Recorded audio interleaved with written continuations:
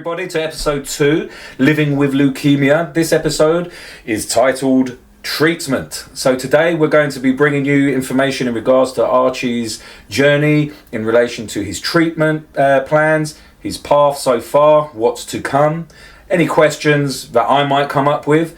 And today we obviously have Natalie from episode 1, Archie's mum. Fantastic to have you back, Nat. And today we also have Harry, Archie's brother, who we said will be doing a guest appearance. So we're lucky to have him here today as well. So thank you, Harry, for joining us. Finally back off of holiday. And this is it. We did mention that in the last podcast as well. So he's come back suntanned, ready to rock and roll, and talk about obviously his parts and in regards to Archie's journey as well, how he's felt about things, as you saw in the first episode. So thanks again for joining us, guys. And without further ado, let's carry on with the podcast, Living with Leukemia. Yeah. Let's go. Hello. You all right? Yeah, you? How you been?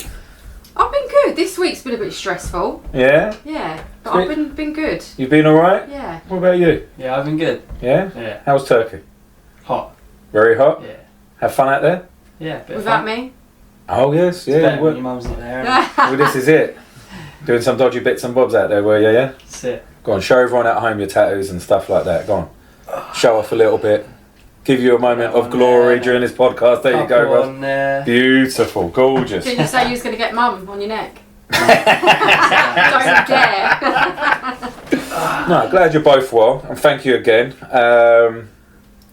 It's going to be almost a few weeks since our last one, since we filmed the last one. 3-4 weeks, I think, yeah. Yeah, so it's a bit delayed, didn't we? It is, yeah. It gets a bit weird when we're trying to work out, obviously, how we're trying to schedule this and stuff. But as you're aware from the summary, this is going to be a monthly podcast, Living with Leukemia for little Archie. Natalie's going to be describing his story, and then hopefully we can get him to come down at some point still. Definitely. Very up and down. I'm becoming aware of, yes, the dramas and the last minute face. cancellations. Yes. I am. Never plan anything, because Yes. it will never go to plan. So, yeah, I mean, to be honest with you, for me, it's an eye-opener, like you say, from the stories. Archie's Army 23 on Instagram. Yeah. Living with Leukemia, hashtag Living with Leukemia, it's going to be on YouTube and on RSS.com, on all your favourite podcast, channels, Amazon, Spotify, YouTube, Google, whatever it is. Just Google Archie's Army 23 or Living with Leukemia, and you'll find all of this information with any links as well, people. And today's episode, we're going to talk about the treatment path. And we're going to try and keep it as honest and open and naturally flowing as last time, and just give Natalie an opportunity to tell you guys what the hell's been happening. What now? For the last... It's nearly 7 months. 7 months now? Nearly 7 months, yeah. Bloody hell. It has flown by, absolutely flown by. So as a little recap, diagnosis was February, sorry, yeah. February, beginning of February he was diagnosed. Last episode we got up to him coming out of... It was just when you were telling him, you and Baz were telling him what he had. He'd come out of ICU, yeah. He'd gone onto the ward, Pickney ward at St George's, and they were starting treatment. So, hey, I'm going to lie to you. Tell us about this treatment. So how it works, before anything happens, how it works is the consultant and the nurses, they take you into a room and they tell you what type of treatment he's going to have, what he's going to need to have fitted. For the different types of leukemia, which I found out. Yes. And I have been doing a little bit of research just to let you know on the different types of leukemia. I know, I'm not going to say anything. 4 or 5, isn't there? Yeah. Because I was looking myself. Different kind of levels of complex needs for treatment. And did you rarity. know that the most cancer... How can I put that? I'm saying that completely wrong. The most common cancer in children is leukemia.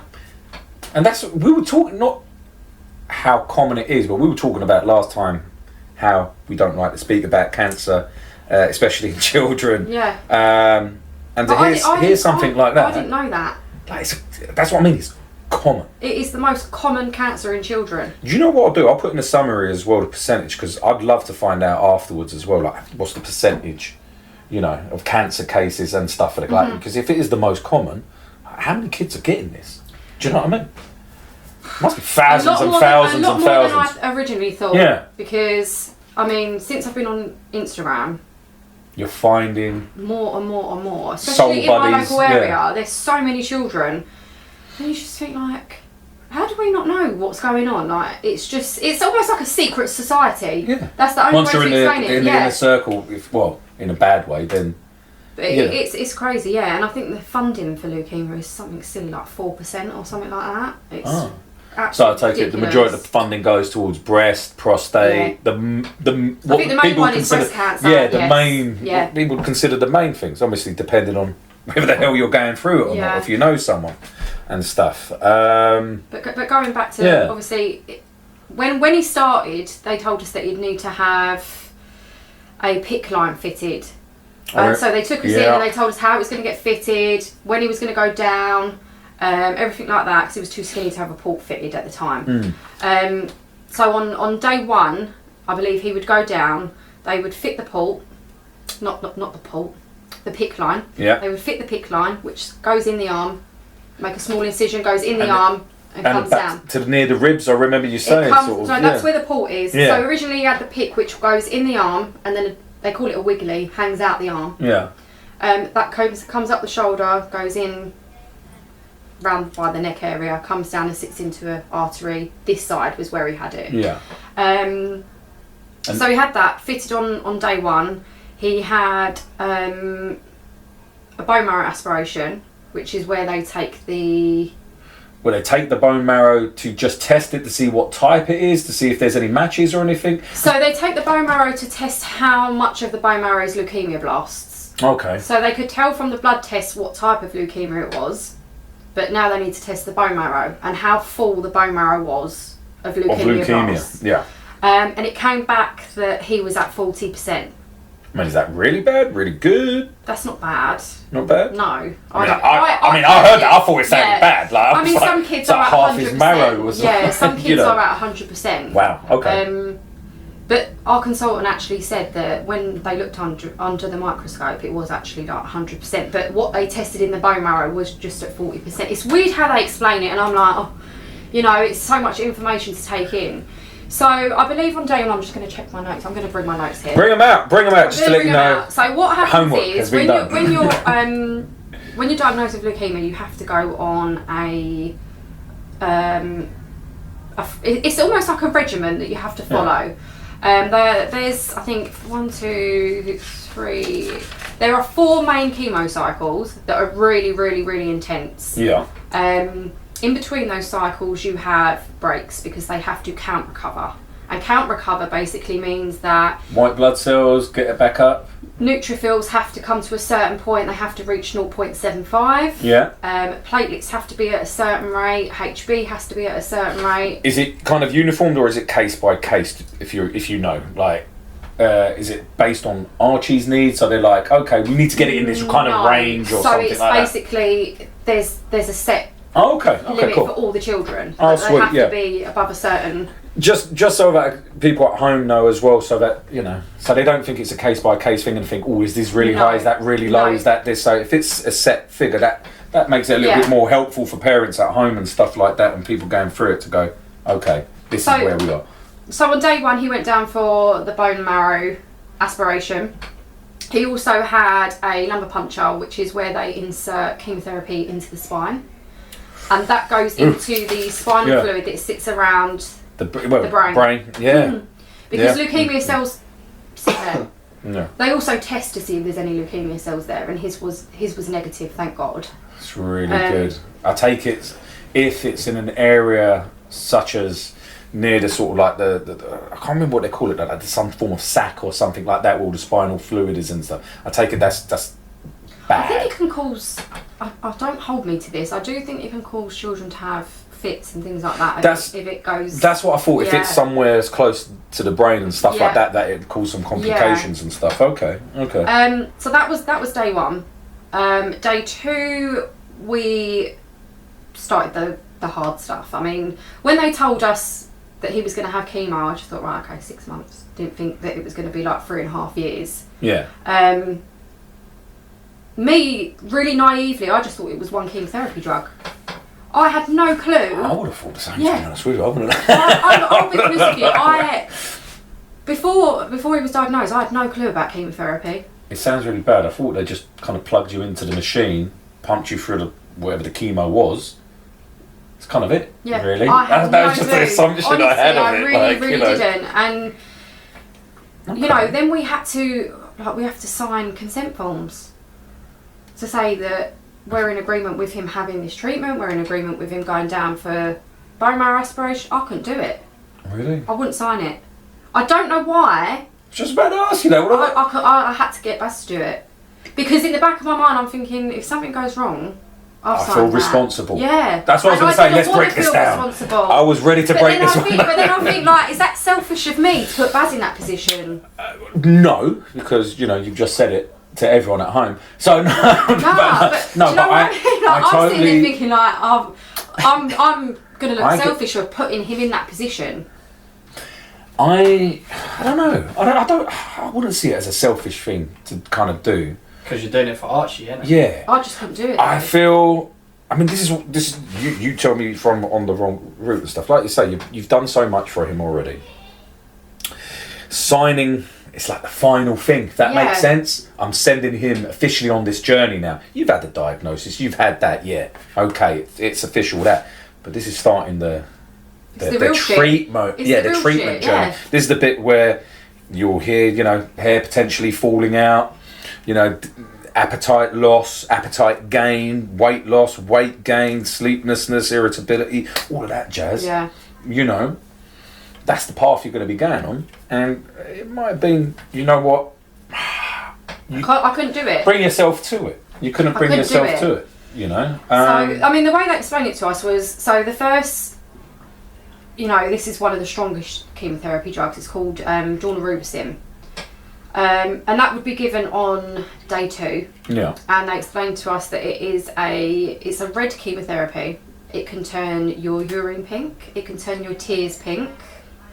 Cool and scary at the same time. I mean, this is one of the drugs that make your hair fall out. Yeah. And he had this over the space of, he had it once a week for 4 weeks. Yeah. The daunorubicin. He also had a chemotherapy drug called vincristine. And that is administered via a push, so that's not done by a machine. So it's someone actually has to someone pushes it through you. Yeah. Okay. So that's given on exactly the same day as the daunorubicin. No, the vincristine. So that was once a week, and that was over 5 weeks. Okay. So this first, I should have mentioned what this first cycle plan is well, called. you know what? This is my fault, everyone. See, I'm the guy who's meant to be, trying to, So the first cycle plan is called induction. So if I take it one step back even further than that. So that diagnosis stuff. When does this happen? So like you said, right, treatment's going to start. He's there, had all of this. You've had the diagnosis. Someone has to put this together. Mm-hmm. Give it to you, explain it to you, and for you and Baz to get your head around it. This is like for Harry and Olivia, your mum Michelle, Dad Colin, and stuff like that, to explain this is what's going to happen. He wasn't given this. So originally it was just verbally. And you said write everything down as well. Down. And then I think at the end of our hospital stay at St George's, I was given the flow sheet, and I was given one flow sheet. So this is show people.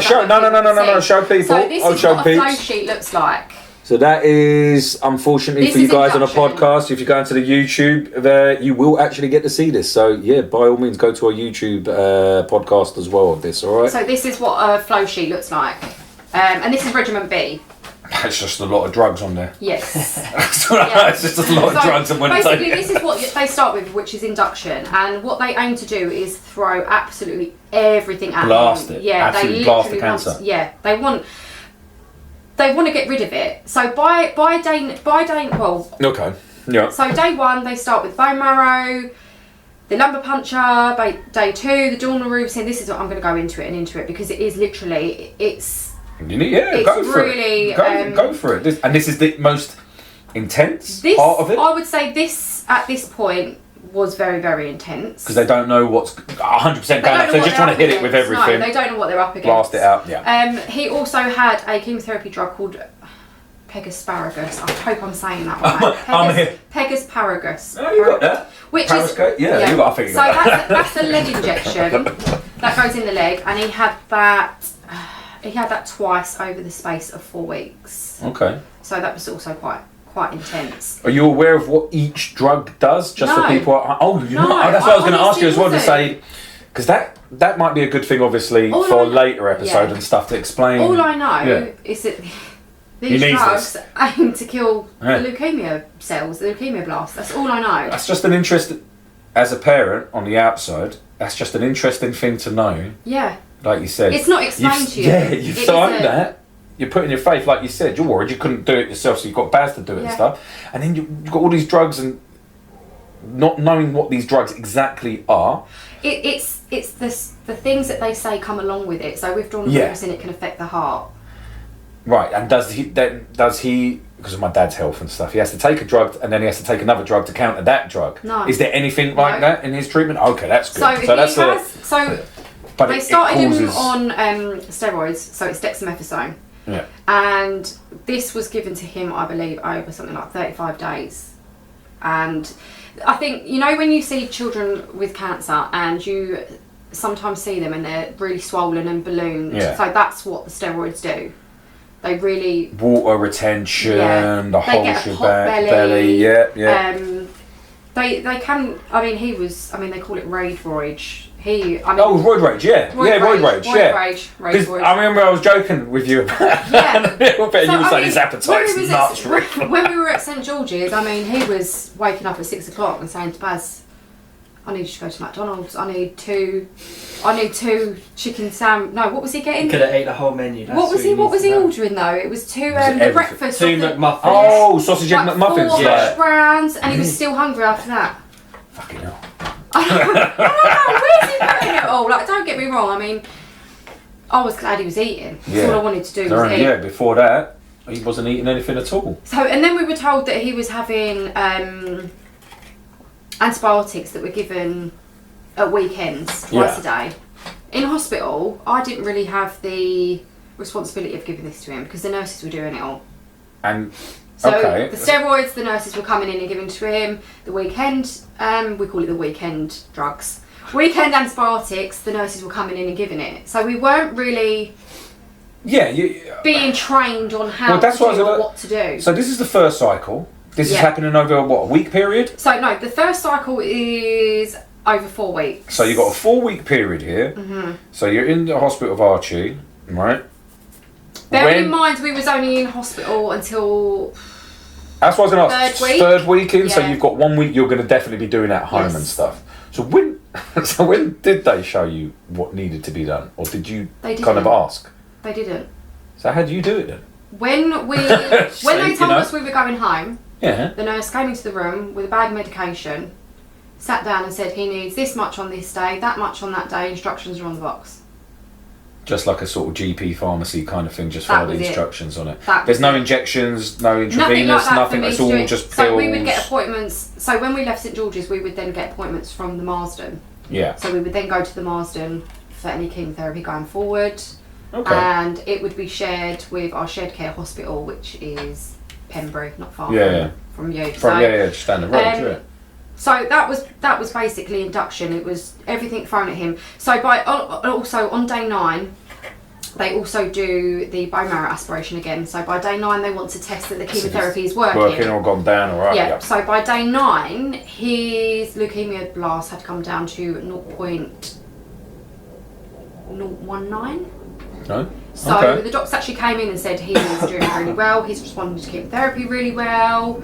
We couldn't have asked for any more.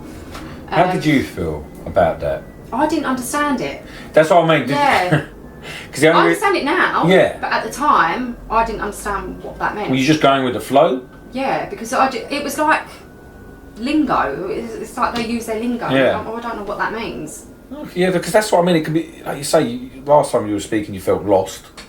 So, you'd thought there'd be a bit more, especially at this stage now, there'd just be a bit more information being given to you or things like that. Is that something that you think... I think there was a bit of a lack of... They just send you on your way kind of thing, expect you to get on with it. Yeah. I can imagine them steamrolling through it for that period, that 3 weeks. You're there with them, you're seeing what's going on. Information you can ask and it will give it to you. But, like you say, that lead up just sent on your to way. the home, that can be really anxious... And even when we were at St George's, I think I stayed there one night. I couldn't stay there. When we were first admitted, and he was in the picnic ward, and only one parent could stay. I think Baz stayed the first night, and then I stayed the second night, and I couldn't do it. I remember you said you hate hospitals anyway. Yeah, it's not that. I was laying in the bed, and all I was doing was looking at him and just crying the whole time because I just couldn't believe where he is. I don't want to get where he is. Yeah, I just couldn't, and even looking at him, thinking like, don't worry. This poor child. Tissue boys on hand. Here I am. My poor child is like. He's there. He's got cancer. Right? Is he going to survive this? I had no idea what was going on. I couldn't sleep. The machines were beeping. I just couldn't cope with it. It's hard, man. It makes me sound like a weak person.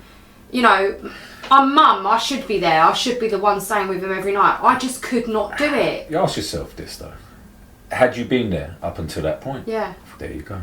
I mean, I wasn't... Do you see what I mean? Yeah, I wasn't going home until like 10, 11 o'clock at night, and I was getting back at like 7, 8 o'clock in the morning. So it was... Yeah, there could be some people out there that may feel, oh yeah, that could have been harsh, but until you walk that path and you're in that shoes, you're in that position, it's very hard and difficult. And you're drained. Yeah, I remember walking in one morning, and Baz had put him in the shower, because when you're on chemotherapy, that's another thing, you have to shower every day. Oh really? Yeah, and you have to because of infection and stuff like that, or no, is it just because I don't know what they said. So if he has a wee, you have to wear gloves because chemotherapy comes out. Oh, you can't get it on your skin. There's the poison and stuff like that. Yeah, and what it actually is. Yeah, bloody hell, yeah. Totally forgot about that. If he's sick or anything like that, it's what's coming. Yeah, it's what's being like body fluids and things like that. And I remember walking in one day, and Baz he'd got out of the shower, and my God, the change in his body, I was just shocked, just to see like his body was so frail, and like he was just so skinny, and there was like, you know, like he looked sick. He really did look sick. You mentioned it last time to me, obviously, if we were us noticing and stuff like that. But it was harder for you guys to just see the daily changes, you know, in him and stuff. But I can't imagine that. To see your child, you know, change like that. It was, and it was just. And you've got nothing that you can't. You can't control it. This is what I'm going to throw something at you. All right, because so where are we now? We're a couple of weeks in and stuff like that. You know, how was this affecting you guys in relation to how you're obviously going through your own battle, trying to deal with this. Obviously, how it made you feel initially, the diagnosis and stuff. But what did you feel angry? Did you feel like, you know what, I need to be there for Mum. I need to be there for Archie. I need there to be for... What did you feel you needed to do? Where were you, if that makes sense? Not physically, but do you know what I mean? When you got diagnosed? Yeah, like, how did that hit? As a big brother? It was just kind of like a slow process thing. Mm. So I sort of just let it hit slowly instead of all in one. Yeah. Because with me, if it hits all in one, then I will just... close down to it kind of thing. So I just let it slowly build up, and by the time I let it build up, I was fine. Yeah. And yeah. Was that help from friends, your mum, family? Like, what was it? This is what I mean. Yeah. I just sort of took it in on my own time. Process it internally and stuff like that. I mean, do you have anything that could help people out there? I mean, obviously everyone's different and how they deal with stuff, but you know, did you find anything to help you through it or to understand it? You spent a lot of time with Ryan, didn't you? Yeah, I spent a lot of time with my friend Ryan. Yeah. And obviously he was always there for me, still Good. is. Shout out to you, Ryan. If you're out there, bro. Alright. Yeah, a lot of the boys obviously That's always good. checking in. That's good. So you had that support and stuff there as well, man. Yeah. Did you notice anything in yourself though? Were you getting moody? I was drinking. Ah. Yeah. There you go. Drinking and Yeah. So this is what I mean, man. It's honestly, this is what it's for. This is a place where, you know, like I say, there's going to be other people listening to this and might be going, "That's me." Yeah. Do you know what I mean? Like, I'm not a bad mum, guys. She isn't. I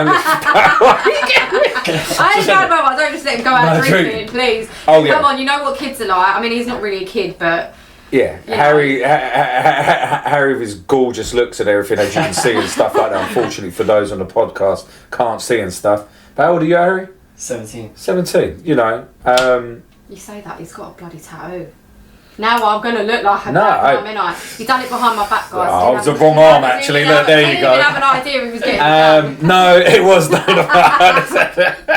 No, and the reason I say this, like you say, you know, over here and stuff like that, kids dabble and drink drugs, all of that jazz and stuff like that to get over bad stuff. You haven't done drugs, it can send you. No, good. It can send you down. Bad things can send you down a bad path and stuff like that. You know, so you've got your boys around you supporting you and stuff. Yeah, you're dabbling in drink and stuff like that. What was that to kind of just numb it out? I don't really know. It was just a thing. It's there. You might as well drink it, sort of thing. You're with your friend. Yeah. Obviously, he might be going through his own things. We both just want to have a chilled night. Just drink.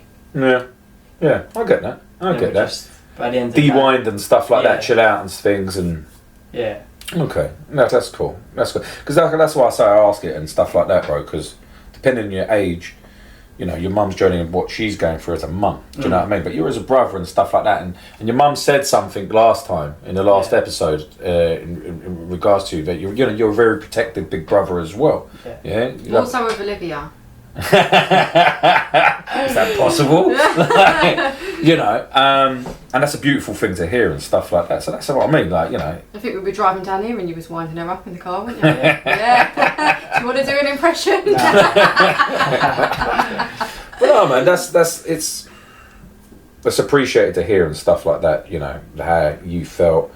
So for you, you know, you took your time, you just processed it internally by doing what you knew worked for you, essentially. And how do you feel this treatment is going? Have you had to help with it? Because we heard from Olivia last time, she's had to help with the chemo and the bits and bobs at home. Yeah. And, you know, for her, like I say, for me, it blows my mind. It's out of this world. It's amazing what you as a family, as a unit. To be honest, I think because you work, he is at work all the time. He doesn't, I mean, you don't spend a lot of time at home, do you? No. I mean, at the time he had a girlfriend and he was with his girlfriend quite a lot, so he wasn't at home an awful lot. And in the beginning, I was at the hospital so much, and you were at work at the time, weren't you? You had to go to work. He had a bit of time off, but he had to go to work. But even, you know, you'd pop up to the hospital when you finished work and things like that. But a lot of it, he was, I think, you know, I didn't see a lot of the older two. Right in the beginning, it was like passing ships kind of thing, you know. Well, you're focused on your on what's going on, obviously. Be honest with me. How did that make you feel? Because you know your mum's attention's elsewhere. Did you feel a bit not pushed out as such, but did you have the awareness of being? What I'm asking is, did you have the awareness thinking, you know what, mum's busy, with obviously Archie. Yeah. I ain't gonna even I didn't burden them with my stuff going on, because you know you're still doing your schooling at the time and stuff like that, and you know, like you say, you're working or you know, you got your all this stuff. So you know, you're a young adult. Yeah, you might need help, support, and stuff with things like that, and you know, your mum, you know, doing her bits, Baz doing his bits, and working all the time. That's what I mean. Like, how did you feel in that moments? In those moments? Well, Archie's always been a favourite child, isn't he? So we talked that in on the second episode. It's always been Archie. No, but it didn't bother the baby, isn't it? So that's it. It's the baby. You've all had your time of being the favourite. Exactly. He's the baby. It didn't bother me too much. Obviously, I was at work. I'd focus in on the work. You don't really think about anything else. Just keep busy. Well, I appreciate it. Busy. I'm not doing that, and I'm making music or with my friends. No, appreciate that, man. Appreciate that. That's like I say. That's the only reason, because how this affects other people is important and stuff. I went a bit on a tangent there. Apologies. I wanted to bring Harry in before he fell asleep or anything. How did you feel when we come home? You see him. Yeah. When you actually see how he is, and I think. How did I feel? I don't know. Because it's all just a blur because it's so far away. But I think parts of you have to get over the fact that you can't do what you wanted to do or you used to be able to do. Like going out with people, making sure they're fine, like they're not sick or anything like that. So I can come home and Archie will be fine. Yeah. Like things like that, you have to check with who's alright, who's not. Oh, I can't go out now because you're not well. My brother's got this, so I can't. But I think... Do you feel like it restricted your life? Not restricted, because you don't miss out on much anyway. Like you're still with Archie. Archie's still there, so you're not missing out on anything, innit? But I don't know. It was alright. Yeah. How does it make you feel though, seeing him? Like your mum says, seeing him. We could only normally would look frailer, He takes the piss out of him. Yeah. And I wouldn't have it any other way. I wouldn't. Do you know what? Honestly. I'm gonna tell you something that happened the other day. It was the most random thing, right? And it just made me think of you guys and stuff. So there's this kid and his dad. Kids in his PJs. I was in co-op and stuff. And his dad kept calling his kid Baldy. He's going, he's like, his kid started it with his dad. Yeah. He was only a little kid. Must have been about 7, 8 as well. Bald little kid in his Spider-Man PJs. Winding up his dad about sweets, and his dad says to him, saying, he's like, come on, Baldy, like, what are you talking about? Da, da, da, da. And I'm sitting there, and I'm like, just listening, and I'm thinking, it could be alopecia, stuff like that. And he gets a phone call, and he's talking, I think it was his partner at the time and stuff, and they're talking about treatments coming up, da, da, da, da, da, da. Mentioned chemo. So I'm thinking, crap. This kid's... He's got cancer. More than likely got cancer. I'm like, crap. Like, so... It was so random. But it was just like really touching the scene. It's just when you called him Baldy, and I'm like, it's not that. Little. When he blew up a little bit, I started calling him the fatty boy. Yeah, so you kept saying fatty bum bum. Yeah, fatty bum bum. Yeah. But the thing is, I've always said to the kids, don't treat him any different. Yeah. Because I don't want him... You have to be careful around him. Yeah. The things of course. You can say, as long as it's jokes, then it's alright. And as long as you guys are not taking it too far, you're reading the room, you know what he's like. If he's obviously feeling sensitive and stuff, you're not going to... Oh no, he's still got... You still that's it. Give it. Like Harry. Well, he's eating dinner and then he won't eat his dinner. Yeah, he'll strop off. I'm not eating no more. Harry's being horrible to me. But it's what big brothers are for. It's gonna strengthen his character. It's one of those things, like I say, everyone's different and things like that, but it worked for you guys not to tiptoe around him and to treat him or be different. Yeah, and I think that's advice I'd give to other parents going through it. Don't treat them any differently. Because... Yeah, but that's the advice I got, and that's why I was doing what I was doing with him.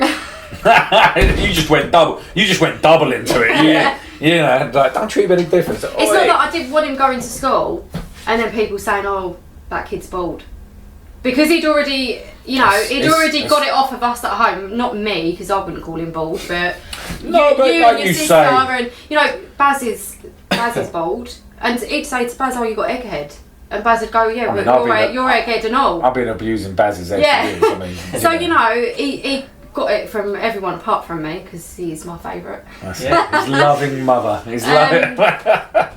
So I didn't want him to go to school and cry and be like, people calling me bald, or people saying I've got no hair. I didn't want him to be like that, and it sort of strengthened his character a bit. So, where the hell were we? We're going back to the treatment. That was me flying off with Harry there. Induction. Right, we were on day 9 of... Yes. Right, what to expect... Because this sounds complicated. I feel a little bit lost. I'm not going to lie to you. All right, we're only in day 9. Yeah. How many pages is? No, there's not a lot. No. But they give you a program, don't they? I only come away with one first. Yeah. And then when I went to the Marsden, they then gave me. Is that on like a week by week, or is this just? This is done by. So this is done by cycle. Yeah. Over week by week, yes. Okay. Put in it. 5 weeks. This is 5 weeks. So by day 9, he was classed as early rapid response to chemotherapy. He was responding really, really well. Yeah, great. They continued with the chemotherapy because he was doing really, really well. And then day 29, they then take him back down for a bone marrow aspiration again, because they aim by day 29 for them to be in remission. 1 month? 1 month. Wow. That's a knockout. Some children don't reach it, some children do, and I think this was the longest wait I'd ever had to wait for, because we was at home at the time, and I think they'd set, because what they do is they take the bone marrow, they test it, and they can get a result there and then, but then it needs to be sent off, and it can take a bit longer, 7 to 10 days for the proper result to come through. They can get preliminary, and then So they'd already said to me that it was looking like he was in remission, but they didn't want to get my hopes up. Oh yeah, if he wasn't. Understandable. Yeah. So she said to me, you know, I'll be calling you. I was waiting for the call, and it weren't coming. I kept phoning up, and it weren't nothing back. And then the phone call came. And I could just tell by her voice that he was in remission. And I was like, my God, this cancer's fucking gone. You know, he's kicking ass. Yeah. Day 29, he's in remission, no leukemia blasts found in his bone marrow. Nothing. Right. So Archie smashed, jump kicked cancer's ass. He's in remission. Yeah. After 29 days. Yeah. St George's done the magic. They did. And then I think, coming to the end of this cycle plan, we obviously got sent home with, it's an oral chemotherapy that you have to give at home. And you have to give it at the same time. Liquid or pill form? Sorry, liquid form. Okay. So it's given at the same time every single day, and it has to be given the same way. So if he eats it with a yogurt, if he has the liquid and then has a yogurt, he has to have that every single time that he has this medication. Is there a reason why? Because it works better. Really? Yeah. I don't know why. I'm just going on what the consultants tell me. So I mean, there would be times where we got into a routine of he'd have his dinner and then he'd have it. And then there'd be a case of, because he was on the steroids, he'd still be hungry. Well, this is it. So I thought he'd be like, can I have a Domino's with my chemo? Do you know what I mean? He was eating Domino's, he was eating half pizza. Eat out of house and home. You'd be like, run out of money. Do you know what I mean? But there'd be times where he'd have his dinner, he'd have the oral chemotherapy at home, and then he'd have something else to eat, and then he'd throw up. And once you throw up, it's down as a missed dose. You can't re-give it. Yeah, because he's... Yeah. Oh, bloody hell. And I remember there was one time we actually had to call the Marsden 24-hour helpline because he'd thrown it up. And we said, this was right at the beginning, we don't know what to do. Yeah, because you they told us to re-give it. And it was the wrong information to give. Well, we're going to go... I'm going to make a specific chapter for... I don't know. What, the Marsden fuck up? Are we calling it the Marsden fuck up? I was going to call it mistreatment. See, I was just going to be nice. I knew you were going to. If you follow my Instagram, you would probably already know this by now. But Marsden fucked up. So yeah, we will. And I was not happy. We will go on to bits about mistreatment. Angry mum. Things that can go wrong. For whatever reason, the reasons they have gone wrong as well. The reason was not good enough. Well, this is it. And, you know, shit for people at home to look out for. No, exactly. Because that was fucking crazy. Yeah, so we'll get on to that. But yeah, we'll get on to that. But coming to the end of day 29, that was the end of induction. And then he is on a chemo break. Yeah. So that's how long's the chemo break though? So how long? So induction was... Induction was over 5 weeks. 5 weeks. 2 to 3 weeks of induction was at St George's. The rest was done at home, and then we would go to the Marsden for chemotherapy. Yeah. So he actually count recovered quite quickly from the first one. Really, I think within a week he count recovered. Yeah. His neutrophils shot right back up to like 5 point something. So it was really, that's it really was good amazing. To hear. So the second chemo cycle that you go onto is something called consolidation. Yeah. And they warned us right at the beginning of this that this is the chemotherapy. It spikes the temperature. So this is the stuff that starts doing bad things.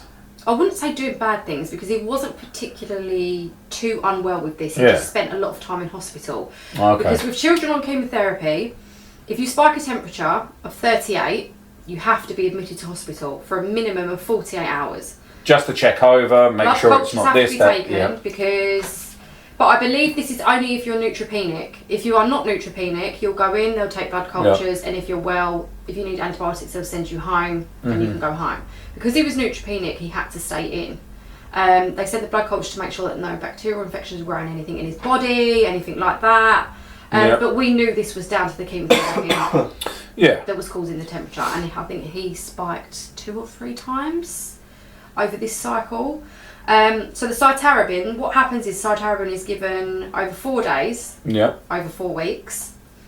So what happens is on day 1 of this cycle, so it goes back to day 1 again of this cycle, he went in for a lumbar puncture. Again, it is the chemotherapy inserted into the spinal fluid.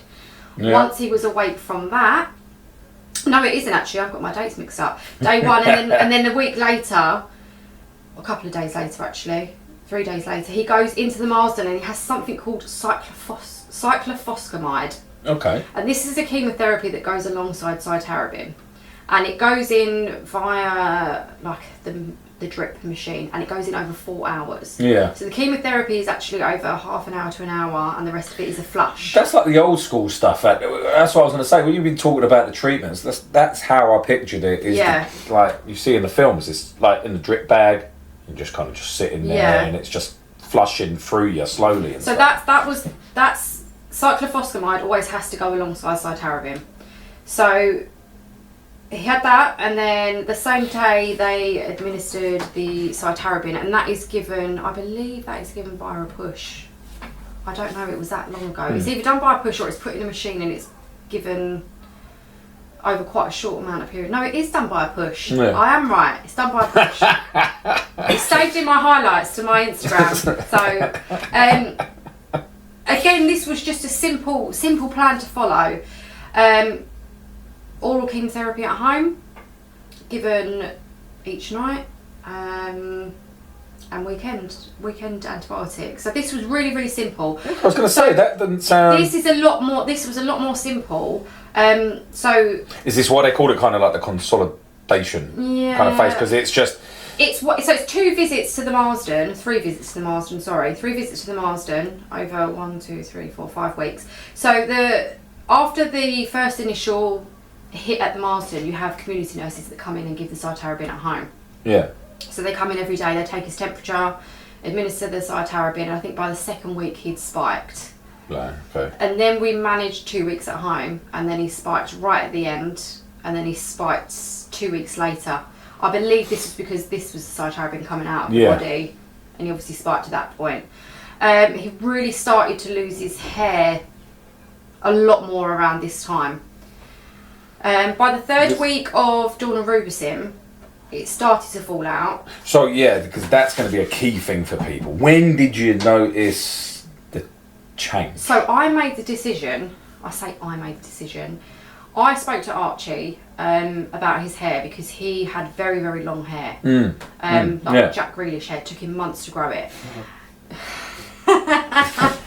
You're not keen on Jack Grealish, are you? I was going to say, I knew that's why he was laughing. It was just like, all the people was Jack Grealish. He loved his hair, he really did love his hair. And we had a conversation with him, and we said to him that, shall we cut it shorter? Because it's going to fall out and you're going to have a lot of hair everywhere. If we cut it shorter, you won't notice it as much. We was actually still at St George's at the time, and you contacted Togs, a really lovely guy. He's a celebrity barber. There you go. What's he called again? Togs. Togs? Yeah. Is he too? Yeah. I knew it. Fade Station in Petswood. There you go. Another shout out. Fade Station in Petswood. Yeah. That's it. He was absolutely amazing, wasn't he? He actually came over to St George's. That's lovely. Free of charge. Yeah, that's lovely. Brought him a pair of Air trainers. He was absolutely lovely, wasn't he? Yeah. That's lovely, that is. We went into a little room and he cut his hair and... We'll make sure as well, when all these people, all these special people, people that have come in to help the family, we'll give them shout outs as well. I'll put links into their sort of Instagram he was amazing, or whatever. Wasn't he? He really was. So that's what we chose to do with his hair. So when it did eventually start really, really falling out, it was quite hard, really. I mean, everybody was I say everybody, Olivia kept touching his head because he was like a baby penguin, wasn't he? Yeah, but I feel like you noticed it less when he did shave it, but like sort of now. Yeah, so it got to the point where... I saw his Insta picture, and because of the patchiness and stuff like that. So it was very, very patchy when we got home, and it got to the point where he was like, just shave it off, because he couldn't cope. He didn't like it. He was laying in bed and he was waking up and his whole pillow was just covered in hair. How was he feeling at the time? Did he say? He didn't. Did he get crying about it? No, he doesn't really though, does he? No, not... I mean, when you actually... I mean, you really have to sort of sit down and speak to Archie and say, how are you feeling? I don't sit there and say you're pissed off, but I say, this is it. Are you angry? Are you angry? Yeah. And he says, I'm not angry I've got cancer. He said, I'm angry that I have to have chemo. Yeah, so that's what I mean, because cancer is just cancer. Yeah. If it makes sense. Do you know what I mean? It's chemo and how going to do this, and that's what I'm angry at. And so much control is taken away from him. Yeah. You can't do this, you can't do that. There's food you can't eat. I remember him at the party and stuff, and he couldn't. Yeah, and it's. I didn't let him go on. Yeah, it was heartbreaking though, because I could feel your pain. As a family, you're like, you can't go in there because if that gets dislodged, you're You're going to be going through more drama and stuff. It's drama for him. Surgery, and it's drama for you guys ultimately and stuff. But seeing all his cousins and people playing, and you're just like, oh man, it's heartbreaking. He's always said that he's never been angry about the cancer. It's what comes with it that makes him angry. And he always says to me, I remember when we took him home, and you know, it really made him weak. He couldn't walk up the stairs, and I remember a couple of times walking up the stairs to put him in the bath. I think that was the worst part. What? Seeing him weak. Yeah. Because he couldn't even jump. No. Yeah. Couldn't even get up off the floor. I think that was the worst bit, seeing him. I remember when he first come home. Do you remember he was walking to the toilet and his legs just gave way, and the scream that he let out because he bashed his legs. Now I'm like having a heart attack. Oh man, that stuff makes me want to cry. That's the stuff that makes me want. Yeah. Just see Josh or so they just bounce the balls of energy. The way to describe it was like an old man, wasn't he? Yeah. But then when he did start to do it, he was really happy, wasn't he? Yeah. When he started to walk properly, go upstairs, I can walk up the stairs, look, and he's trying to show everyone. It's lovely, but that's what I mean. It's so hard for a kid. But even when like he was really weak, you know, it's awful. But I know it is. You just think like, there's a moth in here. Oh, this is it. So Harry, there, I got you on a video there, seeing you going like that. I was like, what's that? Moth. You know, even when he was walking up the stairs, I remember he was really struggling, and I was going to him every step of the way. I said, you shout out, fuck cancer. And he was walking up the stairs going, fuck cancer. And every time he was saying it, he was getting up them stairs. And I thought, no, you fuck cancer because you are getting yourself up them stairs. Don't give up. And I thought, like, no, we're not going to let this win. It's not going to beat him. He's going to kick its ass. And he needs that drive from you guys, that energy from you guys when he's feeling. I can imagine, especially weak. You know, your energy, you know, love and stuff like that. Don't get me wrong. When he got out of the bath, I'd go and have a cry. But it's getting him through that because he needs to be. That's a parent, though, isn't it? You're not going to show that in front of him. You take it to yourself. I'm going to do that. Yeah. Come back, and you're going to give him your all. Yeah. Ultimately. But I think. Going back to his hair, that was the reason why we decided to shave it off at home, because he was like, I can't cope with it anymore. You communicated with him though, which is wicked. That's really good. That's a really good thing to actually ask him, what do you want to do? Yeah. Rather than taking control. He's already losing control, like you said. Yeah, and he was like, Here we go, everyone. We have another special guest star. Are you coming to say hi? You going to say hi, Liv? Hi guys, I know you all missed me. There you go. She's here for episode 2 as well. She is around. But that's the decision why, you know, that's why his hair was shaved. And then we just went from there, kind of thing. But he got through this really well, consolidation. So where is he at now then, in the treatment plan? So he is. Because he's losing his hair again. Yes. So this is what I mean for people to understand at home. So once you get through consolidation, you go into something called interim maintenance, which is like a trial run for maintenance. Which is we're not quite there yet. But it's literally as it is trying to say. We're just trying to maintain this now. Yes. And just keep it here. Interim maintenance it's really gentle. It's their hair will start to grow back. Yeah, true. His hair, at this point, his hair started to grow back. It's a lot longer. I believe this is over about 8-9 weeks. Yeah. This is. I'm going to have a look at it. It is vincristine, which is given the chemotherapy, which is done via a push. That is given once a month. Okay. So it's a lot less. So it's a lot less. Lot less visits. Massive. Yeah. A lot less visits. Another oral chemotherapy is introduced called, I believe it is methotrexate. So, remember me telling you about the lumbar puncture that goes into the spinal fluid? So, it's the same chemotherapy, but he swallows it orally. Okay. And so, when he takes the methotrexate, so when he has a lumbar puncture, he doesn't take the methotrexate orally. He'll miss it that day. It's just too much. Yeah, I don't know why they do it like that, but they do it like that. He'll continue. On interim maintenance, they continue with the oral chemotherapy. We call it 6MP. There is another word for it, but I haven't got the box here and I can't remember what it is. We'll go with that. But it's a red. It's like a red pinky colour. I don't know. Called 6MP. That's given every night. The methotrexate is only given on a Wednesday. So that's only given once a week. Yeah. Again, the steroids. So he has steroids alongside vincristine, and steroids will always be given alongside vincristine because it helps with the chemotherapy, it helps it Well, work. just the like you said, the whole, like you say, there was the appetite and stuff. Does it give him energy as such or anything like that? Or just because of the food or just... It keeps him awake. Yeah. It can irritate the gut. So right at the beginning, he was given a tablet called omeprazole, which helps protects the lining of the gut. The second time he was given steroids, we wasn't given that, and he suffered from really, really bad heartburn and couldn't eat. Okay, yeah. So I'll get on to the next bit when I get on to the so the interim maintenance is really, really gentle. They kind of return back to sort of their former kind of self in a sense. I would say he was 80% back to his normal self. Because that's the bit I was going to ask you. So, so at home, having him now at home for so long, I mean, that must have been wicked. Yeah, this was amazing. Yeah, that's what I mean. Is this the period where you like... It was absolutely amazing. It's good to have my boy back. He went back to school. Well, this is it. So that was the period he went back to school, was that phase there. Yeah. So he managed, I believe he managed to go back for a whole day a couple of times. Wicked. Really I just started him off with an hour at the beginning. I was like, no, don't. And even then, I didn't want to leave him. And what were the school like? Supportive? They were really good at the beginning. Then there was another furious moment, wasn't there? Which moment? Oh, do I need to go into that? It's totally up to you. He went into school. He went into school, and as far as I was aware, all the teachers knew what was wrong with him. Okay. As far as I was aware, he went in one day and he was allowed to have his hood up because he had no hair.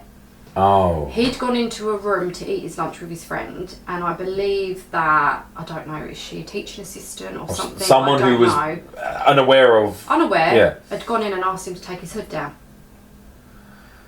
Okay. And he was really, really upset. I believe that when he took his hood down, she looked and went, oh, like that, because she was shocked. He refused to eat his lunch, wanted to come home. And obviously it's upset him then, and then that's it. His confidence really, really bad. The school had phoned me, but they didn't tell me what had gone on the phone. And then she called me back because I'd said to her, well, why does he want to come home? What's happened? There's obviously a reason. Been an incident, but she wouldn't tell me over the phone. That seems very... So I'd gone into the school and the head teacher was there, he was apologising, and I'm like, what's happened? Yeah. Why are you apologising to me? What's happened? And when they told me, oh my God, I was fucking fuming. I was like, who is she? Yeah. Who is this woman? You know... And why have you not made all these teachers aware of what's going on? Yeah. I was so angry. I was more upset for him because he'd been... How he feel, like you said, he's... Making him uncomfortable, wasn't it? Yeah, that hooks his little bit of, security at school. If people can't see, and then being forced... Funny. Yeah. And I was so angry. I cried and I cried because I was so angry for him. Yeah, of course, it's totally understandable. I think from that point, I made his class teacher take a photo of him, because they had these iPads, and send it round to all of the teachers in school. It got to the point where I wanted to do an assembly to make everybody aware. But I was so angry. I was so angry.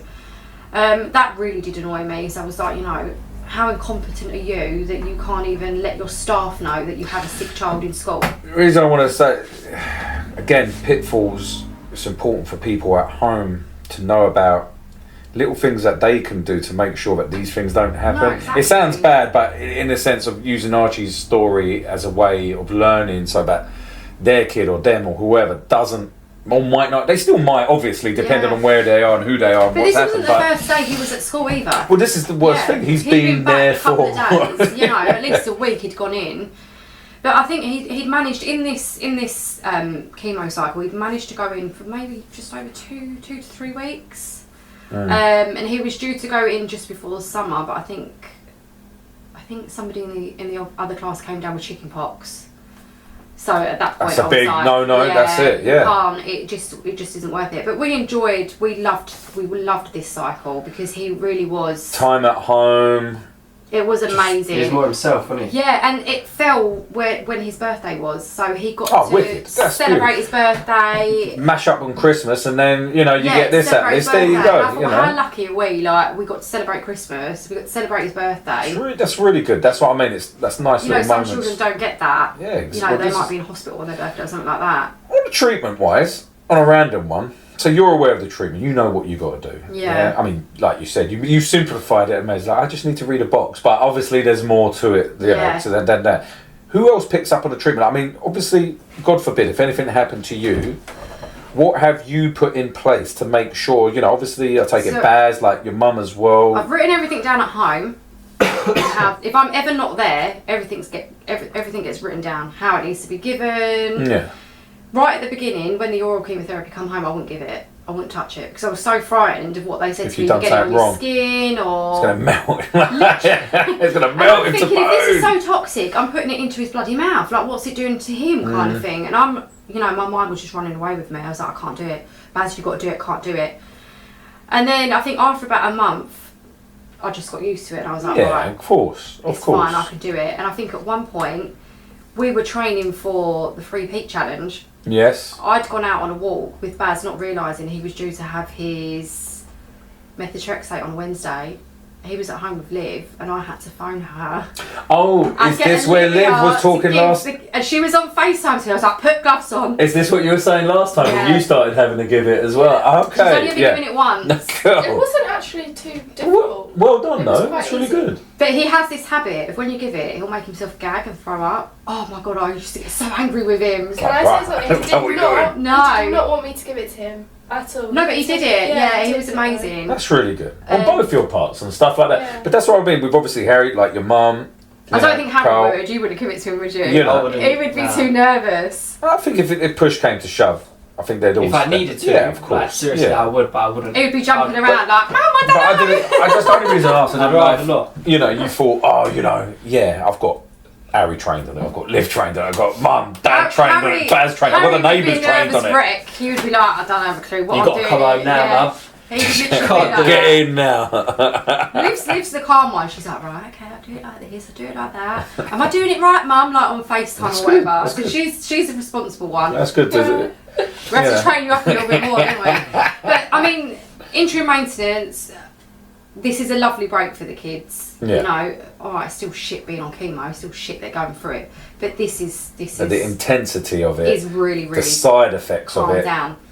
Yeah. And then again, you have to be count recovered to start again. So when he stopped this, you then go on to something called delayed intensification, and this was the one I was dreading. This is where we are now. Okay, and what's the reason behind that? Why are you dreading it? This is induction and consolidation in one? Combined into one. And even when I started the Instagram page, when I was talking to parents, they all said that delayed intensification was the bit they dreaded. It was awful. But some parents were saying it's not as bad as... It's made out. Yeah.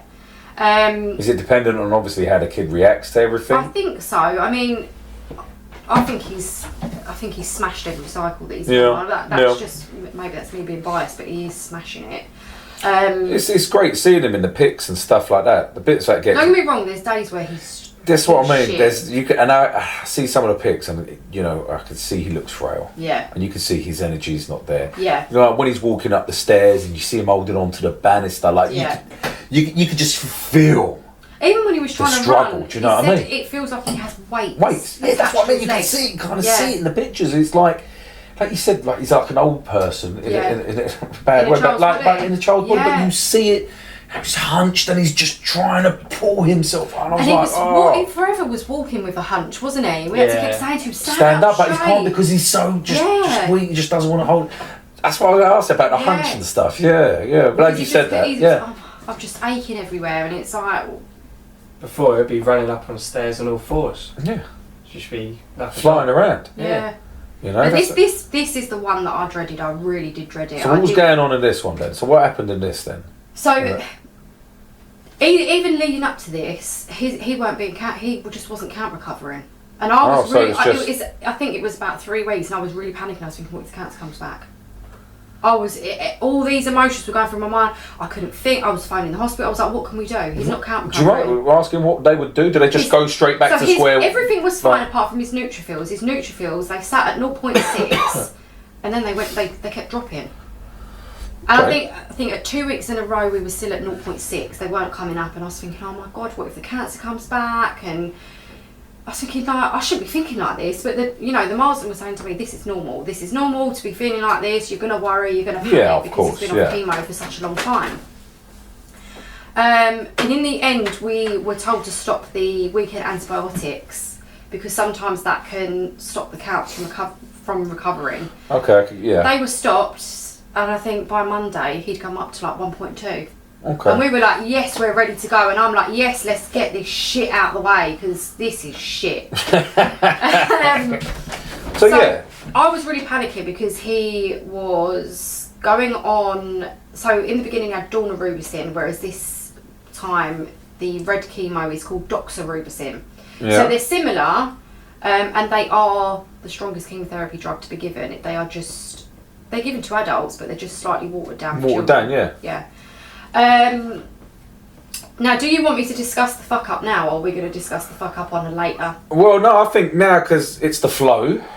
So we're going to call this bit again. I've forgotten. The mishaps. The mishaps. Yeah, I was calling it mishaps. So we went in on.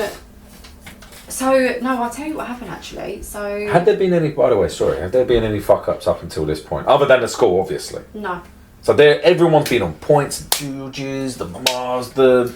Anything. And also, let's touch base with the PICC line. So I haven't got back to that. So by about the 4th week of him having the PICC line, the line got blocked. Okay, was that just because of his own body? Just the where it goes in, it's like a flap. So where they draw blood, the flap it was just blocked. It wasn't withdrawing any blood. They tried to unblock it. Oh, I see what you mean. It's like it seals up so it doesn't come back out. But then, they tried to unblock it, weren't having any of it. So I think the following week, this was right back, I think before consolidation, they put a port in, and a port is sat. It's on the opposite side, and it is placed. It's like a round metal disc with like a gel sensor, and it's placed underneath the skin, and it sits just on top of the ribs. Yeah. And they make a small incision up here where they insert a catheter-like thing that goes in. So that's why he's got a port now, basically. So they call that a main line. And I'm saying that because I'll get to the point of why the mask. Yeah. So going back, so we went in day 1. They have the lumbar puncture on delayed intensification, chemotherapy into spinal fluid. They took his bloods on that day and realised that he wasn't count recovered, so he couldn't start day 2 basically. So that was 3-week break, and then we started 3 weeks later. And you have a knock-on effect impacts of each treatment as well to make sure that I can go on to the next stage. Yeah, that's it. And I have to look at this because I'm very new to this cycle. I'm glad you brought that, to be honest with you. Day 2, which was 3 weeks ago, 4 weeks ago, we went in. What happens is when you go in, you see your consultant, they have to make sure Archie's fit and well to be given this chemotherapy because it is a very harsh chemotherapy. Mm-hmm. All being well, we go round, then you have to wait for the chemotherapy to be made up. That could take up to 2 to 4 hours. Yeah. You're sitting around waiting. We were told that we were being seen by a senior nurse. Okay, she's a senior nurse. I hear nothing wrong with that. Yeah, it sounds all good. She's come over, and obviously I know how they call it the red devil, doxorubicin and daunorubicin, because it is a red chemotherapy drug and it knocks the shit out of you, basically. I don't want to scare parents, but it's not nice for the kids. Like you said, this part here is the bit that everyone's been anxious about. And we'd already had this right at the beginning, and I've seen how fragile it had made him. Yeah. So I was really nervous about him having the doxorubicin. It has been Christine given via a push, and then the doxorubicin started after. What started alarm bells ringing for me is that there was another senior nurse there, and she'd asked her a question. She said, because she'd already attached something, she'd then unattached it from his main line and she'd capped it. And she said, you can't cap it and reattach it. And she went, yeah, because I've capped it, it's fine. And I'm thinking, okay, she's a senior nurse, she knows what she's doing, didn't think anything of it. Yeah. So capping it means she's basically blocked it off with whatever, so nothing. By the end of a drip, you have like a thing that screws on. Mm-hmm. They obviously have to wipe it with antibacterial wipes, and she's taken it off and then capped it so nothing touches it. But you can't do that. Was made aware the following week you cannot do that. Yep. That's for you guys at home. Remember, listen to that. Never let them cap it, and make sure they always use a wipe, antibacterial wipe, whenever they reattach anything new or anything like that. Because there's been occasions where nurses haven't wiped it and children have got infections. Exactly, yeah. So she said to me, right, this doxorubicin's been administered over 20 minutes and then 10 minutes of a flush. I didn't think anything of it. He's never had doxorubicin before. I'm following her lead. Yeah. You would. Didn't think anything of it, kept checking he was okay, not getting any tummy pains. Because before, when he's had this, he said that he felt like he was a microwave. He felt like he was like just burning. Heating up inside. So I was panicking. He was like, no, I'm fine, I feel fine. Went away, had to start steroids because he had vincristine. Wasn't given the omeprazole that protects the gut this time. Stuff, because they said he was on a very short dose of it, so didn't think anything of it. He was fine, went home. For 3 to 4 days he had really bad diarrhea, really bad tummy pains. It was awful, really bad sickness. It was so bad, even the anti-sickness wasn't even touching the sides. Wow. He was in a really bad way, and I'm thinking, oh my god, is it going to be like this every week? Yeah, like this that's the norm. You're expecting that to be the norm now. So went back the following Wednesday for the doxorubicin and vincristine again. We had a different nurse this time. Again, he has to be seen by the consultant because they have to make sure he's fit and well. Went in, vincristine, did it by a push, quite happy. You alright, Archie? Yeah, I'm good. Yeah, makes sense. Touch the doxorubicin. While that's going on, the nurses are standing there talking to us. We're talking for a good half an hour. And I'm looking and I'm thinking, hardly any of that's gone down. What's going on here? I said, how long does that have to be administered over? She went, an hour. I went, what? She went, yeah, an hour. I said, well, last week the nurse pushed it by the machine. They have to type in however long it gets infused. It pumps it through. Yeah. I said, she put it in over 20 minutes. She went, are you joking? I went, no. She went, let me go and check because that's not right. Am I doing it wrong? She questioned herself. Yeah. She wasn't a senior nurse. But she's got bathed, obviously. It's a kid that's got cancer. So she ran over to her senior nurse at the time. It was a different nurse, one we had the previous week. She came back and she said, no, I'm right. It should be given over an hour. It can only be given over 20 minutes via a cannula in an adult or a child aged 16 and over. Yeah. Never ever via a main line over 20 minutes. You just blasted him, basically. Bearing in mind this chemotherapy affects the heart, so at that point I'm like, could have given him a heart attack. Yeah. What? Just the strain of his body getting hit by all of this. I was fuming. I was so angry. I was, for the fact that it was a senior nurse. And it's his first one. It was the first. I was so angry. I can't even say it. Administration of this drug to him.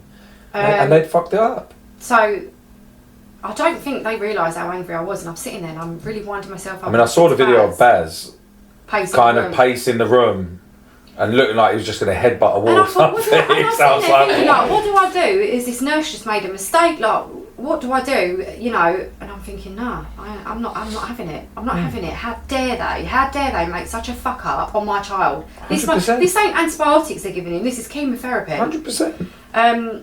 So I went and spoke to the other nurse and said, I'm going to put a complaint in, I'm not happy. This is a senior nurse we're talking about. She hasn't done her job properly. She potentially could have caused my kid, some serious harm here. Yeah. What, these things can't happen. And these know why it's happened. So what they do, what she said she was going to do is they fill out a day text. It's called a day text where they fill out and they basically put in what's happened. And I'd gone home and I'd called they'd given me the number for PALS. I'd called PALS the following day, put my complaint in, and then I received a phone call and it's from the nurse that fucked up. Oh, okay. And I answered the phone and she was like, oh, it's so-and-so. I've just read the day text and I'm so shocked at myself and I can't apologise. And what she said to me is what she'd done is at the Marsden they have these handheld devices.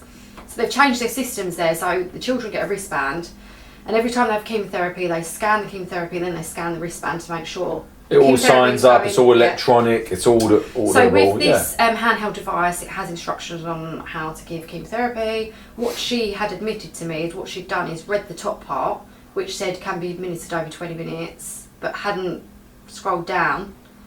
Yeah, to actually say it said via a cannula. In the case of anyone under 16, please over an hour. Never ever via a main line. She'd not done it. She'd not done her job properly.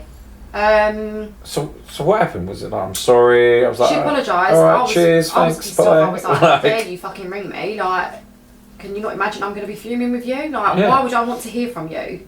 Kind of thing. I kind of said to her on the phone, I said, I want doctors there next week because I want to speak to doctors. I don't know how this has happened, but I'm fuming. And she said, I'll make sure there's someone here to speak to you. Bearing in mind, when he'd had that second dose, which was given correctly... Was he fine? He was fine. But like you say, he's had what, 4 or 5 days being at home? Intense stomach cramps, diarrhoea. Yeah. Like, how old is Archie? He's 9. 9. That's what I mean. You just hate to hear it. Yeah, the following week he was absolutely fine. He was nothing. He did have like normal, like he was nauseous, but it was being controlled. But in comparison to obviously the week before, you know. I mean, by the 3rd week, obviously we went in on the 3rd week and they'd actually, I mean, I think they kind of know what they're doing. I really like my consultant. He is amazing. You've mentioned him before and said, he's fantastic with Archie. When I said I wanted to speak to a doctor about the fuck up, they gave me him. They played you. That's what they did. They played you. How can I go in and scream and shout at him? He's amazing. They knew, I can't do it. That's good. That's good planning on their part. I like that. They know what they're doing. But I mean, to be fair, he was amazing, and he said to me that it wouldn't have affected his heart. And I said, but there's no guarantee of that. You don't know that. And it would have been a case if he would have had an upset tummy. He would have felt the side effects a lot more. But he put things in place so that this didn't happen again. I said, so is this nurse going to get retrained then? Because she's obviously not doing her job properly. She's not reading the protocol that you guys set to follow how to administer chemotherapy. It's scary, but something as easy as someone thinking, I ain't going to scroll down. I mean, we all got phones nowadays, do you know what I mean? It's just, well, there you go, it's right there. It's like terms and conditions. No one reads it, but, you know, you're giving a child chemotherapy. I mean, you're giving a kid poison, so practically. So... And what he did actually say to me is that the reason it's given over 20 minutes via a cannula is because it can get on your skin a lot easier and it can actually burn your skin. And even like I'm thinking, I don't want to hear this. I don't want to know that. I want to know you're pumping lava, you know what I mean? Like kids saying, I'm like a microwave as well. I mean, that's kind of like where we are at the moment. So the 3rd week, he went in, he was fine, and he had to start steroids again, but the steroids really affected him this time, and it caused such intense heartburn. So you would have seen on Instagram this week, he's been in hospital because I don't know whether it's right to temperature. So what happened was, I was taking the temperature from the ear, and that measures your core temperature. Bearing in mind he's got all this inflammation and heartburn. He's hot in there anyway. What it's picking up, because when you were doing it under the arm, it was normal reading. But because his internal body temp is flaring up. But because I'd picked up a high reading, I had to take him to hospital. Yeah. So we it's better to be safe than sorry with any of this. So.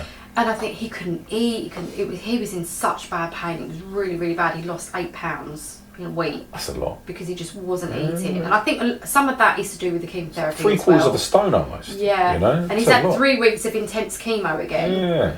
Also, I missed out. He had peck asparagus again in this, but it was only 1 injection rather than 2 right back at the beginning.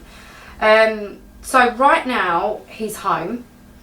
The heartburn is more or less gone. Today he's eaten really, really, really well. That's good to hear.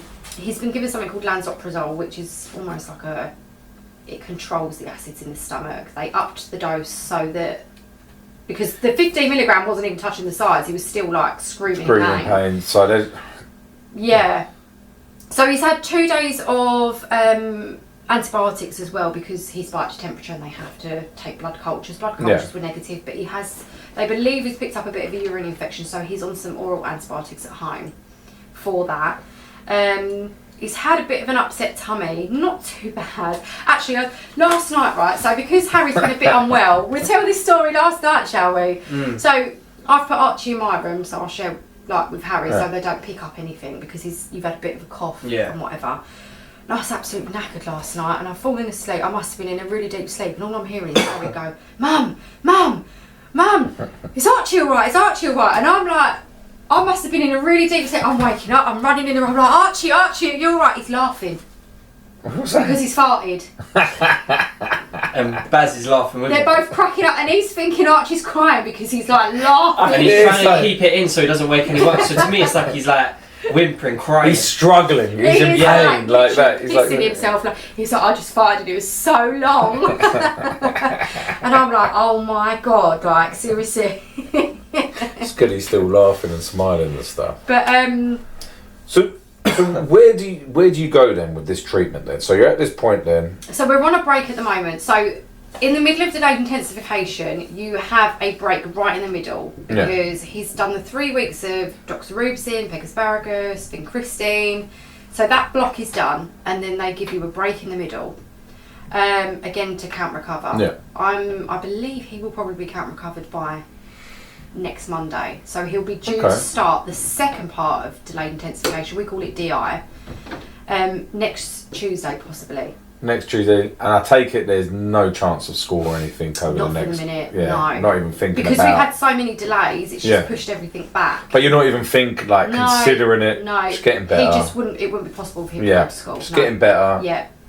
So going forward on this, instead of having 4 weeks of cytarabine, he'll only have 2. Okay. So kind of like our shared care nurses have said to us, normally when they spike right at the beginning with cytarabine, they may not do it this time, so he may be okay. Again, he's lost his hair completely. Following his Instagram page, you'll see that his hair, I think within about 5-7 days, his hair. It seemed quick. Really quick. Yeah. It was really quick. It seemed like I was like, huh?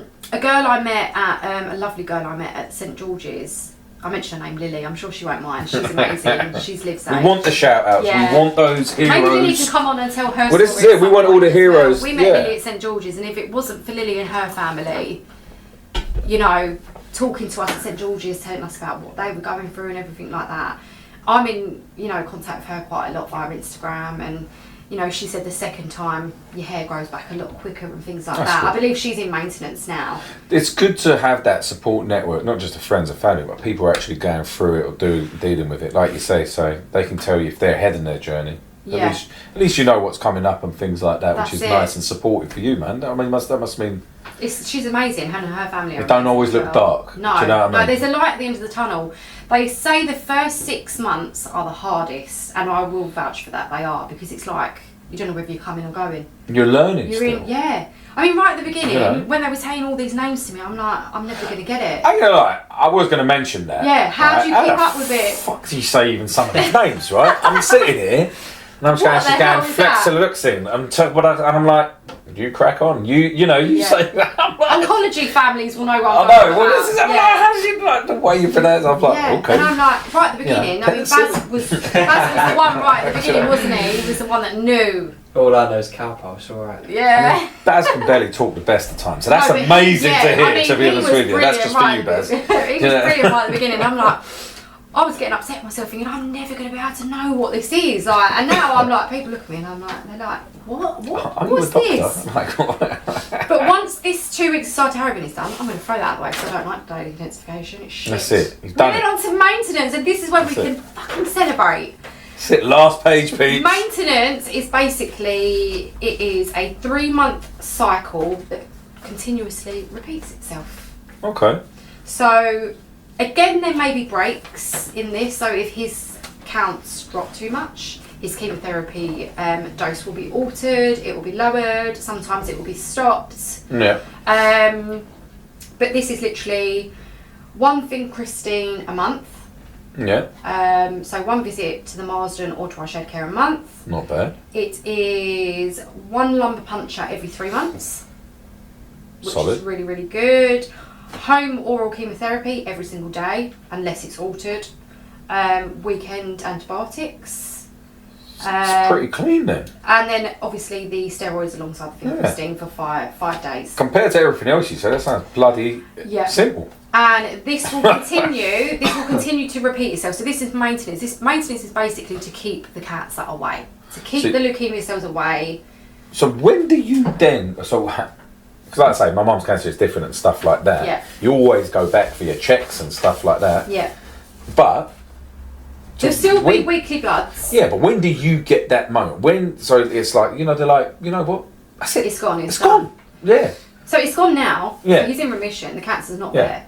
But like you say, when you're in remission, it's the chance of it coming back. Yeah. And then when you get to that safe green light where they're like... 5 years after you've been off chemo. It's like, we only need to see him every 6 months or something like that for a quick checkup or something. So basically, so his end of treatment date, I believe, is the 27th of April 2026.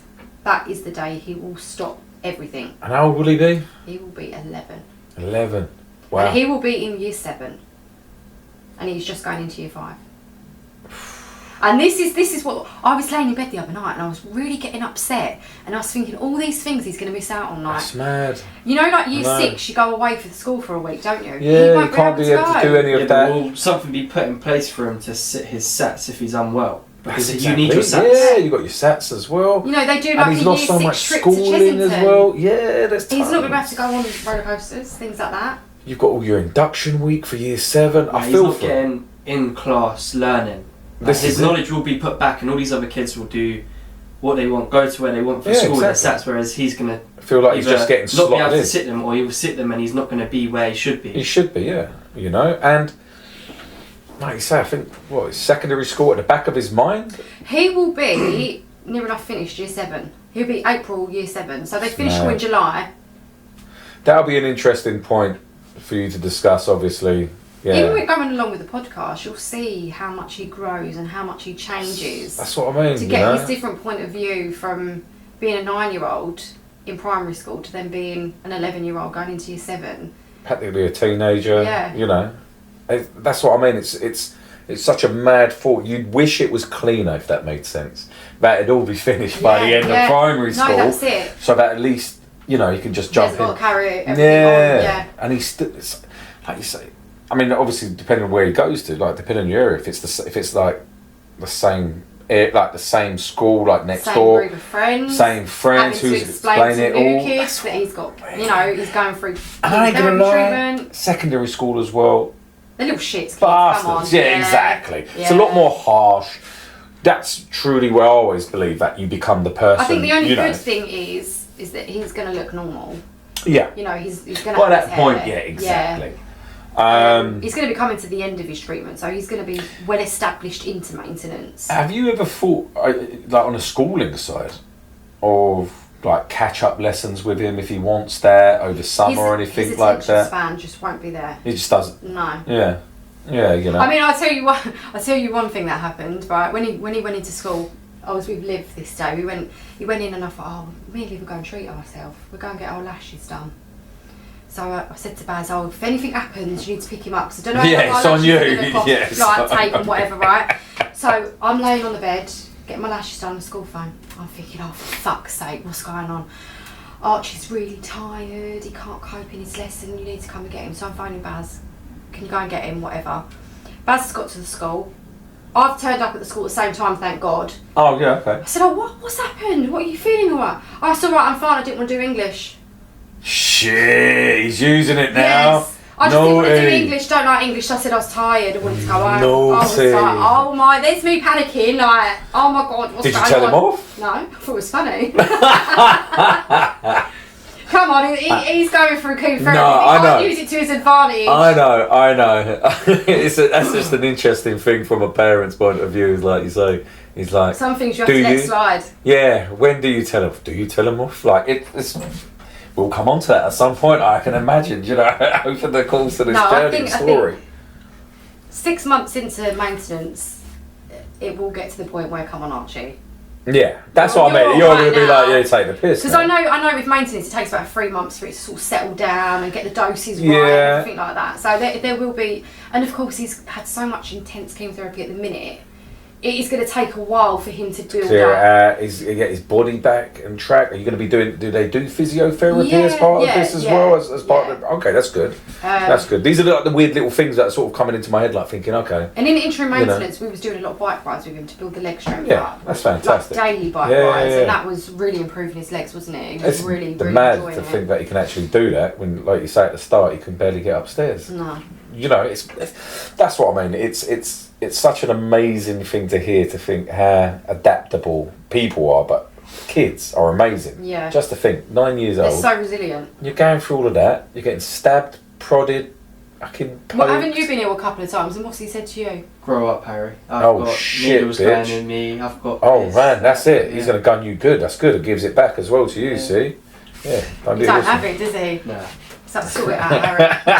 Stop your moaning. It's like, look at this. Just gets a needle like that and just injects himself with his chemo. Do you know what I mean? Yeah. No, he doesn't do that. It's like, look at this. Look what I can do. No, but that's amazing. I mean, is there anything else you can think of when it comes to treatment, things to look out for? I think, obviously... Treatment-wise, it's tough because you have to come to grips with everything. You just feel like you have to go with the flow, loss of power, kind of control to an extent. Yeah, and just, again, write everything down. Because, I mean, there's been days where I forgot to give him chemotherapy. Have you taken a log of side effects and stuff? Or anything like that? Yeah. Lippiness. No, I think some of the side effects come later on down the line. Yeah. I don't really like to look into it too much. Well, that's why I remember what we said last time, Googling and shit, and I was like, oh, you no, can see you didn't something Google that's bad, and then you're going to worry that he's going to be something like that. Because there are things later on down the line that could affect him. Yeah. He could become infertile. Yeah. Which is, I mean, that's harsh. I know Liv said, oh, I'll have a baby for him, but I said it didn't quite work like that, Liv. No, I meant just like... I know you meant well. Yeah. I know you meant well. You know, he could have heart defects as he gets older. He has to have yearly heart scans. Like muscle damage or even bone damage as secondary cancers. Like there's lots. The heightened risk, you get a heightened risk of cancer. Yeah, that's why they regularly check the height. Yeah. And the weight thing at the moment, and he's on track to where he should be at the minute. So that's good. That's good though. Yeah, I try not to look into it too much. We have been made aware firmly that he's never to touch drink and drugs. Because one of the things I did touch... You only have a certain element of control on that. Once he's an adult, I can't control what he does, but he's a pretty good kid. I mean, I didn't touch base on... so when you're given vincristine, in your bloods, your bilirubin is tested. And his was sitting really, really high, and they couldn't work out why it was, and they had to halve his dose because it was sitting quite high. And they decided to carry out a Gilbert's test. Okay, what's that Gilbert's test? It just means that your bilirubin in your liver sits higher than somebody that doesn't have Gilbert's. And it came back, he's got Gilbert's. Okay. So basically his liver may have to work a little bit harder. The bilirubin in his inflamed liver, because of it, just a stress on the liver. The bilirubin just sits higher than someone like Harry. You or something like that. Yeah. So now they know that he's got that. They don't have to halve his vincristine, but that's they know what's that's, causing it. Hereditary, so that's passed on from me or Baz. Okay. And I know that Baz said to me that when he was growing up and he used to drink alcohol, it used to hurt his liver. Well done, Baz. He used to get pains in his liver. So he's assuming it's him. Definitely Baz. All of those shits from I was going to say, Baz, that was probably like the 2 litres of vodka maybe you drank in one hit, but you know. But I try and going back to the long-term side effects. I don't want to dwell on it too much at this moment. I don't want to, because I think you're already living life like day by day of like. You've got to take it as it comes. Yeah. I just trust. I'm going to take Baz's words. Trust the process. Yeah. You have to trust the process. It's not like they haven't done it before, you know. And I mean, we could talk into. We'll go into this. I know there's another. There is another chemotherapy plan that's just come into practice where it cuts down the chemotherapy time. Okay. So it's called the ALL altogether. We're on the UCAL. Yeah.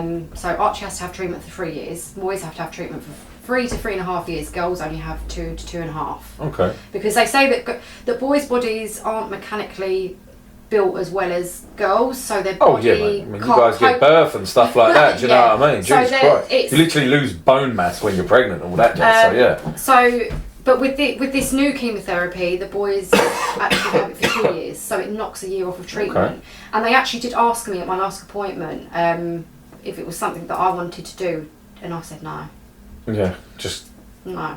Because I don't want to take that risk. Yeah, it's working.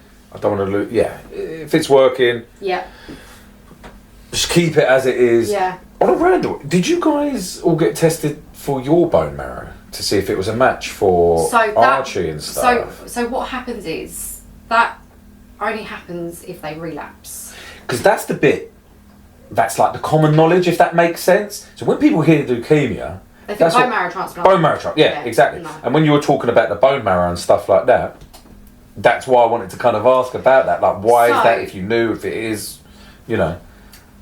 I don't want to think it. I try not to think of it because I think he's not going to relapse. I will not let it happen. I just thought it'd be a bit weird that they wouldn't do it now, in case. So what happens is, you know what I mean? You have to be a full sibling for it to. What they say is, if you've got full siblings, they're more likely to be a match. Yeah. They're only half siblings. Yeah. But they obviously, right at the beginning, they said to me, "What's your heritage, Bazzy's heritage, my heritage, things like that." Because they can always find, they can still find matches. And they said that they said that they would be able to find a match if it got to that point. Yeah. But if it got to that point, that's when you would need to be tested. Okay. And they actually said to me, "Are you planning on having any more children?" And I said no, because they said that people actually have. Sacrificial lamb, That's the only thing that came into my head. Seriously. I swear I've seen that. The film My Sister's Keeper? I was going to say, I've seen that in something. I was like, oh, you had the baby just for that. They actually say to you that, they made us aware that, parents have children just for that. Mad. Sorry, Liv, you were going to... I was going to say Sister's Keeper. Oh, right, yeah, that's what I mean. Because I swear I remember seeing that in a film or something like that. I've never seen it. I've watched it, it's really good. Yeah, but then I think, that's just one of those things. I see that point, but then I also see the point of the desperation as a parent. Of course, bloody hell. You would do anything, of course. All right, that child is there just for that, well, not just there for that sole purpose, but you're trying to do anything you can. I see it as a double win, though, at the end of the day, if that new, child saved your other child, man, that's just bonus. But I mean, I don't... Who would be the favourite kid then, though? I thought I'd put you under that pressure there. So there you go, Harry. Just for your thing. You sure you never know, man? And you live. I try not to think about that because I don't... Yeah. I mean, I have seen on Instagram that children have relapsed, and it's not nice seeing what their families to even think about it and stuff. Yeah, no, of course. You've got to the end of treatment and you think your child's doing amazingly well, to then, you don't want to rock the boat. I don't even want to think of that. I'm trusting the process. I'm keeping positive, and he's kicking Katz's butt, and he's going to continue to do that. I appreciate that. I think what we've got from obviously like today's episode and stuff is, I know it's a bit gibberish with the language and things like that. For me, as a total outsider, it does come across. It's just the name of the drugs. It's like, whoa, that's lots. Big names thrown at you. Yeah, it's all like blah, blah, blah, and they all obviously do something for whatever reason. They all come with their side effects. They all work together in some way. It's all different for different people. It's good for people to understand. Yeah, okay, they're going to be doing this for the first, week to 2 weeks or 3 weeks or however long, 9 days, it's going to then be this. There's things where, they've said the side effects can be like mucositis. Yeah. Which is mouth ulcers. You can get mucositis in the esophagus. You can get mucositis coming out the other end. It makes your bottom really, really sore. I mean, I think he has had some mucositis here, but he's not had any mouth ulcers or anything like that. Have you got wood in here? Let me right behind you. The Mortal Kombat of the table. He's not suffered too badly with anything like that. He, you know, things like they get white lines in their nails as their nails grow out. So he's had that. Yeah. What's that to do with? I don't know. I think it was zinc or something. I read or something somewhere. I don't know, but he's had the white lines, and the rate that his nails grow out, like, it's crazy. Like, I know they say like it's fast, it kills the fast growing cells, but my God, his nails grow so quickly, and I'm like talons. Yeah, do you know what like, I mean? what the hell? What else really? Like, you see like some skin changes as well. Like they call them the dark sort of like the rings under the eyes, isn't it? And stuff like that. He had that a little bit, but again that clears up after a while. It's just interesting because, like you say, sense of smell changes, taste change as well. I can imagine it's just getting people prepared when they're going to see their kid or someone in their family have these dramatic physical change. You've already seen them going through all the pain up to diagnosis. What the fuck is this? What's going on? What the hell is it? Changes there, and then obviously now you're going through treatment, and this is the bit where they're meant to be getting better. Yeah, I think for me it was hard seeing you don't see that, if that makes sense. No, that's it. And for me it was hard to see him when he was on steroids, because I don't think I quite understood how bloated he would get. Yeah. Because he went from, like you said, like lost fucking 8 pounds, almost a stone and stuff. Yeah. And then a week later, he's looking like he's gained a stone and a half. But it's like, I mean, even right at the beginning, he wouldn't look at himself in the mirror because he hated the way he looked. He was like, my face ain't normal. And he's changing as well so quickly. My face isn't normal. I was like, but you're beautiful. I just had to keep reinforcing it. You're beautiful. You're beautiful. And then when he started losing his hair again this time, he was like, you know, I could see him. He'd sit down in front of Liv's desk on the chair, dry him off after he got out of the bath. And there's a mirror there, and I could see him looking out the corner of his eye, but he would not turn his head. And I'm like, it's okay if you want to have a look. Like, it's fine. He's like, yeah, but I don't like it. But then, like, now, like, it takes him a couple of times, but now he's like, yeah. But it's so funny because sometimes we've been in the car and he's had the window open, he's going, oh, well, look at my hair blowing in the wind because he ain't got any hair. You know, like, he makes a joke of it. He's funny. I love his hair. You do. It's baby fluff. It smells so nice. Is it so soft? Yeah, it smells she walks so past, like, sniffing in his head. I've just got to have, like, a sniff. Is it like fresh baby head again? Yeah. Is that what it is? Like, everyone's soft. just getting handfuls of baby. Smell his head. Oh shit, did I come on the camera? So bad. I know. It's just like, when you said, I was like, whoops. I was like, might have to edit that bit out. No one sees me on the camera doing that. That's probably off that. But yeah, no, so you got the pathway for obviously what is going to be happening with here. Well, once maintenance finished, you go to, I think you have weekly bloods, then you go down to monthly bloods, and then after that they stop. And then they basically rely on you. So when you're having a party? I don't know. I'm going to have a party, but that's what I'm maintenance. No, but that's what I mean. Yeah, that's what I'm saying. Like, there's even something he wants. Maintenance is like massive. Yeah. We're planning. Hopefully, I say this. I don't even want to say I'm planning next. Because you've got a little thing in it. Yeah, I was going to say. Not doing it. Not planning anything right till last minute. That's it. Don't jinx it. Don't jinx it. But I know you've got some things in the works for little man and stuff like that. Definitely want to celebrate him reaching maintenance. Yeah. And I think we're definitely gonna throw a party once he finishes. Definitely, it's gonna be huge. Yeah. You got it.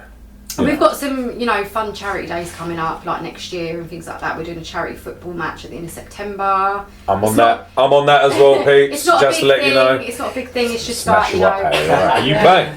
I'm playing. Are you playing? All right, sweet. All right. I think my dad's going in goal. Oh, is he? Yeah. Oh, Jesus Christ. Easy goals. He's only little, isn't he? I was going to say he's about 4 foot. You'll see him on here. Hopefully we can get Uncle Colin as well. But no, I told you, he'll just cry. He'll just get a quivering lip. Even when we was leaving to go on holiday. Oh my God, yeah, the tears. Everyone was crying. Do me a favour, please film him next time and send it to me. God. I'd love to wind him up. He had to walk out, and my mum's sitting there crying because Archie's crying. I want to go on holiday with you. My mum's crying. I don't want to leave him. I was like, well, don't leave then. Yeah, you booked this. You booked this, mate. Yeah, exactly. I'll take the ticket. You stay. Just look at the video of him on Mum's wedding day of him quivering. Yeah, walking me down the aisle. That quivering lip. I ain't seen that. That's exactly what he does. I ain't seen that. That's on my personal Instagram page. That's private. But no, So I think treatment. With this, I think this was something that we will revisit. We were having a laugh earlier. Harry was mentioning that he didn't feel he could sit out here doing this podcast for hours on end. You didn't know how to talk, did you? And and we said, don't worry, it's going to be shorter than the first episode. And here we are at I think about 1:40 at the moment before any editing and stuff. But it just goes to show that once you start flowing, you start talking. There's so much. And for people at home, again, we'll try and make it easy. I'll try my best for you to put links in for things on the summary pages. We've got all the leukemia cancer research, all the charity websites. We've got Archie's GoFundMe. We've got Archie's Army 23 on Instagram. Is it World Cancer Month coming up? Or is it World Leukaemia Month coming up? Ooh. In September. There you go, peeps.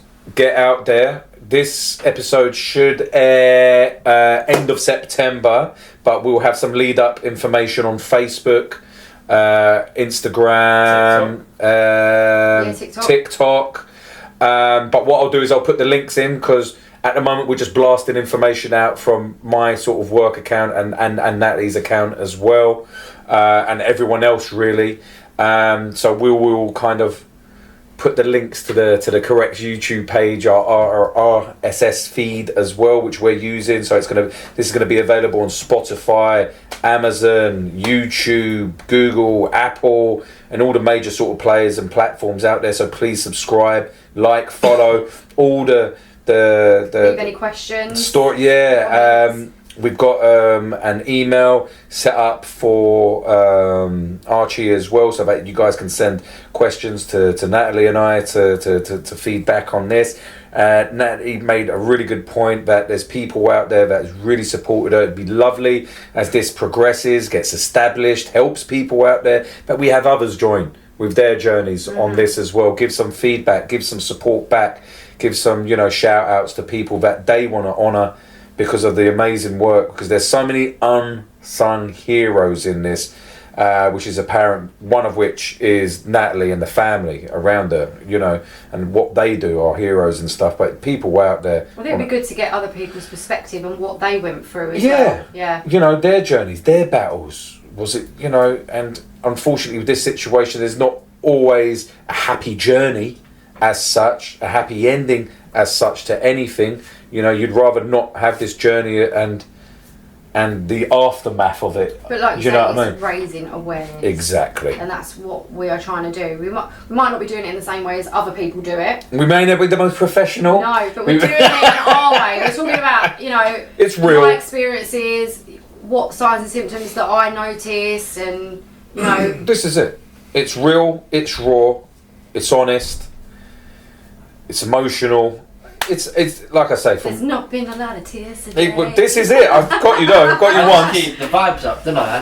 This is it. Yeah. This is it. But I got you once. I've made a promise to try and make Natalie cry once per episode. No, that's a joke. No. I cry as soon as I walk in the front door. Cat will kill me. But you should cry, don't you?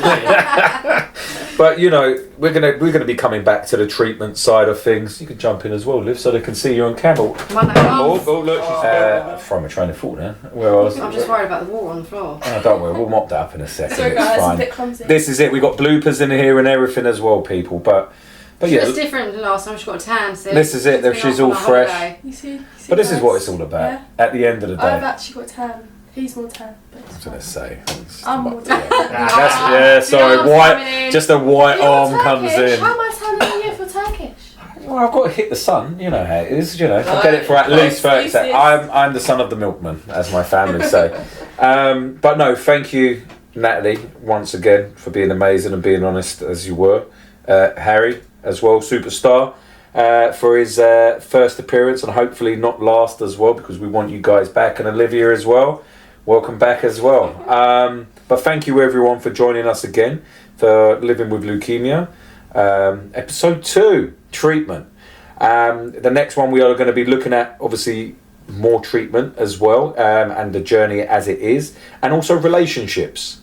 and how things affect our families, friends, work, or whatever it may be on our day-to-day lives, because it will be very interesting to see how you plod along, Natalie. How the hell you get on from one day to the next and just deal with the basic stuff. I know it sounds stupid, but you know, I know there's things that everybody else doesn't see. Yeah, people just don't appreciate the fact of, you know, just going shopping when you're at rock bottom, when you're this at rock bottom, when you're that at rock bottom. The cat's decided to join us as well. Look, there you go. Look. Yeah, Bears is a little starter. But things like that, I feel are crucial. You know, like you said, you're taking periods where, you know, you're trying to be positive and then cry. We lived off takeaways for about a month. Yeah, and then going crying in a yeah, I know the kids are loving it. They're like, takeaways, yes. But you know, just being able to smile, but going into another room and breaking. Yeah. And then coming back out all chipper again. Same for these guys as well. Baz, if we get him on here, I'm so looking for it. I need to get him on here. I'll be on the next one. You come down. I said He's just so nervous. He's like, I don't want to be on camera. How was it? How was it for you? Yeah, it's good. You nervous? Yeah, nah, it was at first. There you go. See, I told you. We don't bite. We're not that bad. You know, we try and make it as fun as possible and stuff. But honestly, thank you so much again, everyone, for taking the time to listen to this podcast. Like, subscribe, send us messages, give us love on social media. I'll put it all out there on our feeds, Facebook. Look out for Archie at Archie's Army 23 on Instagram. Look out on Josh Potty and Rifato for anything with Archie's Army 23 tagged into it as well. And we'll be promoting this. And like I say, catch us at the end of the month. I believe it's last Friday of every month. We're going to be aiming for. Last Friday of every month. We've come to a decision. So be there, don't lose out. And make sure you're catching up with Living with Leukaemia. And that's it, peeps. So thank you once again, everyone. And take care. See you later. Bye. Bye.